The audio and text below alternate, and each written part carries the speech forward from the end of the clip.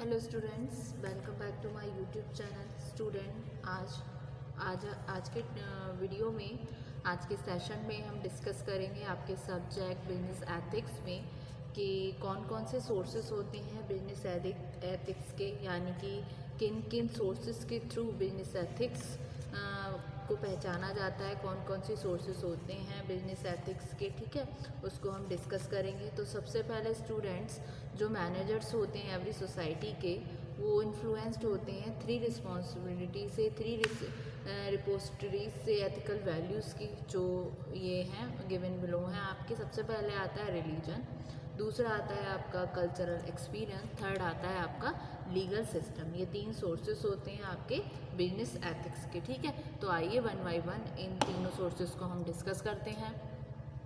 तो आइए स्टूडेंट, सबसे पहले हम डिस्कस करते हैं सोर्सेस ऑफ बिजनेस एथिक्स में।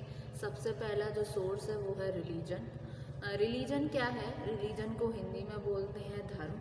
धर्म क्या है? एक बहुत ही ओल्डेस्ट, बहुत ही पुराना सोर्स है एथिकल इंस्पिरेशन का, क्योंकि जो है आपके more than 1 lakh different religion exist, मतलब 1 लाख से भी ऊपर डिफरेंट डिफरेंट तरीके के धर्म विद्यमान हैं आपके पूरे ग्लोब में।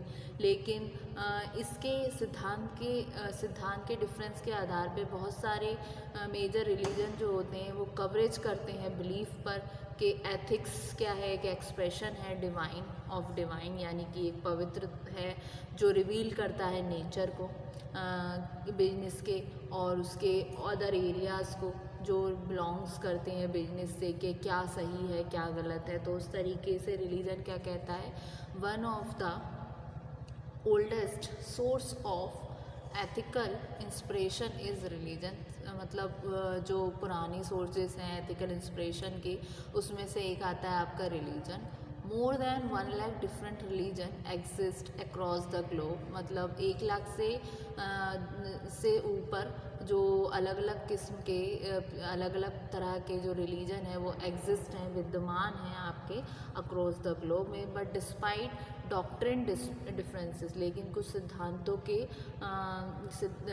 डिफरेंसेस पर the major religion coverage on the believe that ethics is an expression of divine. तो ये रिलीजन कवरेज करता है इस विश्वास पे, इस बिलीफ पे कि एथिक्स एक एक्सप्रेशन है।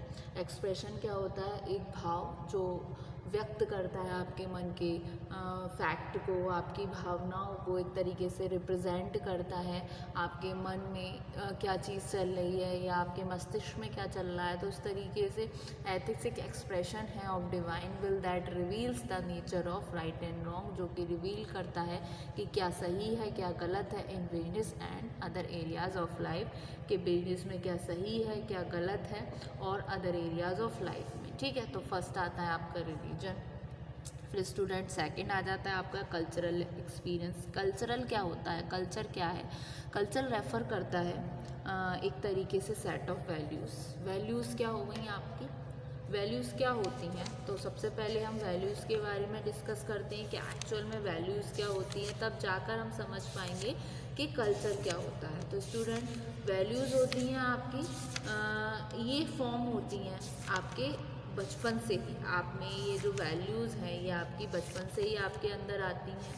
ठीक, तो वैल्यू शेप करती हैं। सबसे पहले आपके वैल्यू में आता है, वैल्यू डिफाइन करती है एक कंसेप्ट जो डिज़ायरेबल है, इंटरनलाइज्ड क्राइटेरियन है या फिर स्टैंडर्ड ऑफ एवेल्यूएशन है किसी पर्सन का। वैल्यू सबसे पहले शेप करती है। वैल्यूज़ क्या है? बचपन से हमें जो चीज़ सिखाई जा रही है या हमें स्कूल में कॉलेज में जो चीज़ बता दी गई, तो वो कहीं ना कहीं वैल्यू शेप किया। उसके बाद में वही चीज़ों को हम विश्वास में लेंगे, हमारे जनरल बिलीफ बनेंगे, वही हमारे परसेप्शन हो गया। परसेप्शन क्या हुआ? हमारा जो पॉइंट ऑफ व्यू है, जिस चीज़ को हम देख रहे हैं अपने नज़रिए से। और अलग अलग तरीके के लोग होते हैं इस दुनिया में, यहाँ पर चाहे आप घर के अंदर ले लीजिए या आउटसाइड होम ले लीजिए, विद इन ऑर्गेनाइजेशन ले लीजिए या आउटसाइड ऑर्गेनाइजेशन ले लीजिए। तो डिफरेंट डिफरेंट तरीके के लोग होते हैं, डिफरेंट डिफरेंट रिलीजन से वो आते हैं, उनमें डिफरेंट डिफरेंट परसेप्शन होता है, उनका पॉइंट ऑफ व्यू सबका अलग अलग होता है।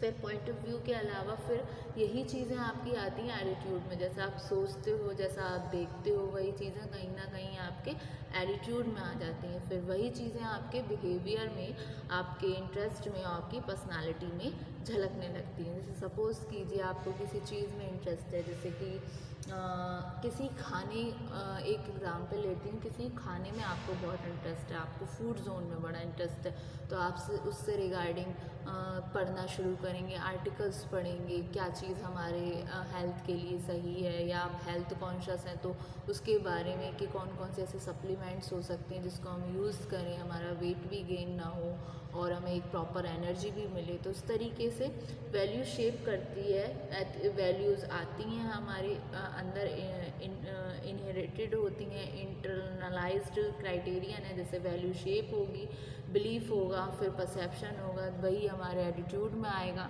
देन वही चीज़ें हमारे बिहेवियर, इंटरेस्ट और पर्सनालिटी में होगा। तो इस तरीके से एक हायरार्की होती है वैल्यूज़ की, जो फॉर्म करती है कहीं ना कहीं हमारे वैल्यू सिस्टम तो कल्चर क्या रेफ़र करता है? कल्चर रेफ़र करता है एक तरीके से सेट ऑफ वैल्यूज़ और स्टैंडर्ड जो ट्रांसमिट होते हैं अमंग जनरेशन, मतलब जनरेशन टू जनरेशन। जैसे बहुत सारी चीज़ें हैं कल्चरल एक्सपीरियंस में, कैसे जनरेशन टू जनरेशन को कैसे बोलें, जैसे कि कोई जैसे फेस्टिवल है या कोई ऐसी चीज़ है, कोई कल्चर है, कोई प्रथाएं हैं, ट्रेडिशन है जो हमारे ख़ानदान में, हमारे फैमिली में चलती चली आ रही है। जैसे दादा ने कोई चीज़ स्टार्ट की तो वही चीज़ उनके बेटे ने की, वही उनके पोते पोती वही चीज़ को एक तरीके से उनके फुटपाथ पर, फुटप्रिंट्स पर चलते आएंगे जो उनके फोर फादर करके गए हैं। तो कल्चर क्या रेफ़र करते हैं? कल्चर रेफ़र करते हैं एक सेट ऑफ वैल्यूज़ और स्टैंडर्ड जो ट्रांसमिटेड होते हैं among generation and acted upon two produce behaviour, और क्या करते हैं? एक्ट करते हैं upon two produce behaviour that fall within acceptable limits, जो किस श्रेणी के अंदर आते हैं? एक्सेप्टेबल लिमिट्स के। ठीक है, these rules and standards always play an important part. ये जो रूल्स हैं और स्टैंडर्ड्स हैं हमेशा एक रोल प्ले करते हैं, एक बहुत ही इम्पॉर्टेंट पार्ट का डिटरमाइन करने में वैल्यू को, क्योंकि individual anchor there conduct in the culture of the group. तो इंडिविजुअल जो है वो एंकर करता है अपने कंडक्ट को in the culture of the group. तो ये हुआ आपका कल्चरल एक्सपीरियंस। ठीक है, अब नेक्स्ट आता है आपका लीगल सिस्टम। लीगल सिस्टम क्या हो गया? लीगल सिस्टम में आपके रहते हैं लॉ।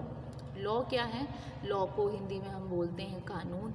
लॉ एक तरीके से रूल्स ऑफ कंडक्ट है, ठीक है, जो अप्रूव्ड हो रहे हैं लेजिस्लेचर के द्वारा, यानी कि जो आपके विधानमंडल हो गए, ये गाइड करते हैं ह्यूमन बिहेवियर को सोसाइटी में। ठीक है, कि ह्यूमन को किस तरीके से सोसाइटी के स्टैंडर्ड्स को, सोसाइटी की कुछ कंडीशंस होती हैं तो उनको कैसे अपनाना है। जैसे कि एथिक्स के उसमें बोलूँ और एक उसमें बोलूँ एक लीगल सिस्टम के फॉर्म में, तो एक तरीके से हर सिटीज़न की अपनी अपनी रिस्पॉन्सिबिलिटी हैं देश के प्रति, अपनी जिम्मेदारियां हैं, जिसमें एक वोटिंग राइट भी है, उसका एक अधिकार है, और साथ में जिम्मेदारी ये है कि अपने नगर को साफ स्वच्छ रखे और ख़ुद को साफ रखे, अपने आसपास के एरिया को साफ रखे। तो इस तरीके से ये जो रूल्स हैं वो कंडक्ट हैं, अप्रूव्ड होते हैं लेजिस्लेचर के द्वारा, जो गाइड करते हैं ह्यूमन बिहेवियर को एनी सोसाइटी में। लॉ क्या है? लॉ रिएक्टिव है, ये रिएक्टिव इन नेचर होता है। न्यू स्टैचू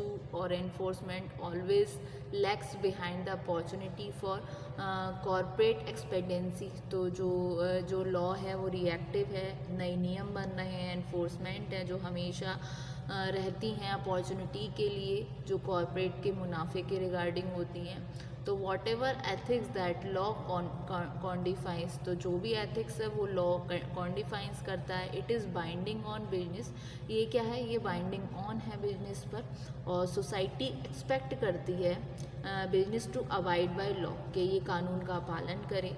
ठीक है, and obeying law is presume to be ethical behaviour, और लॉ को मानना, लॉ की बातों को मानना, उसके जितने भी लॉ की जितनी पॉलिसीज़ हैं, जितनी टर्म्स हैं, जितना लीगल सिस्टम ने क्रिएट किया है रिगार्डिंग सोशल बेनिफिट और ऑर्गेनाइजेशन के लिए भी, उसको मानना, ये भी एक सोर्स होता है बिजनेस एथिक्स का, जो कंसीडर करते हैं हम लीगल सिस्टम में। तो हैंसफोर्थ स्टूडेंट जो सोर्सेस होते हैं बिजनेस एथिक्स में, मैनेजर जो होते हैं एवरी सोसाइटी में, वो इन्फ्लुएंस्ड होते हैं इन 3 सोर्सेस के द्वारा बिजनेस एथिक्स की। ठीक है, तो ये थे आपके 3 सोर्सेस रिगार्डिंग बिजनेस एथिक्स। तो फर्स्ट था आपका जो पढ़ा था हमने रिलीजन, जो कि बहुत ही ज़्यादा मोस्ट इम्पॉर्टेंट है एथिकल इंस्पिरेशन का, वो रिलीजन है। 1 लाख से ऊपर डिफरेंट रिलीजन के लोग एग्जिस्ट करते हैं अक्रॉस द ग्लोब, और ये कुछ सिद्धांत के डिफरेंस हैं और जो मेजर रिलीजन है जो कवरेज करते हैं आपके बिलीफ पे।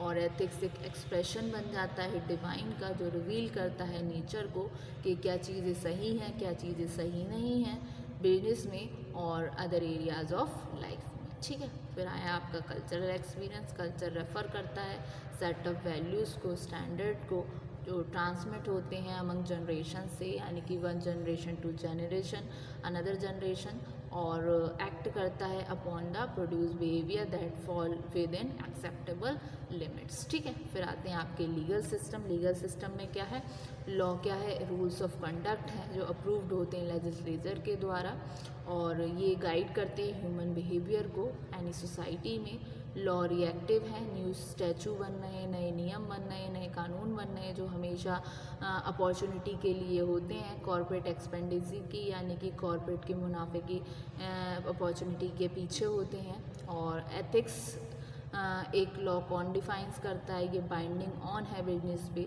सोसाइटी एक्सपेक्ट करती है कि बिजनेस को कि वो अवाइड बाय लॉ, कि वो कानून का पालन करे, और ओबेइंग लॉ क्या है, एक प्रिज्यूम की जाती है टू बी एथिकल बिहेवियर। ठीक है, तो होप सो स्टूडेंट आज की वीडियो में आपको ये टॉपिक समझ आया। तो एक बार हम इसको डिस्कस कर एक बार हम इसको गो थ्रू करते हैं, फिर इसका डायग्राम मैं आपको दिखा देती हूँ। ठीक है,